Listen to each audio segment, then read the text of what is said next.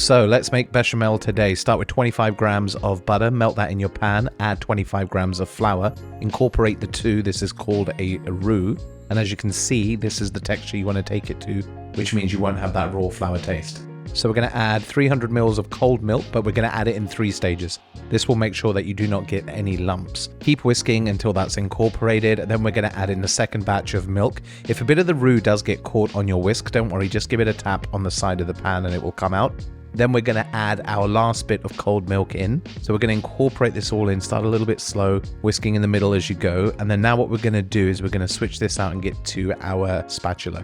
Now you can see how silky and smooth this already is. Just make sure you run the spatula around the pan to make sure there's no lumps left. Go back in with the whisk, give it a really good beating at this point, and it should have the consistency of like pouring cream. It has an absolute gorgeous, gorgeous texture. So right now we're going to add some salt, some pepper, and freshly grated nutmeg. Do not use the pre-ground stuff. It is absolutely crap.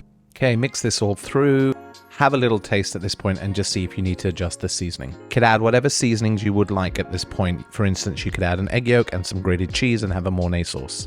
Now pass this through a sieve just to make sure there's no extra lumps. Work it through with a spatula like this, and don't forget to scrape underneath the sieve as well, just to make sure you get all that bechamel. Now this will keep for about 5 days in the fridge or longer in your freezer. A quick little tip is you can add some cling film on the top just to stop a skin from forming. And there you have it, you just learned a mother sauce. As always, like, comment and subscribe. See you on the next one.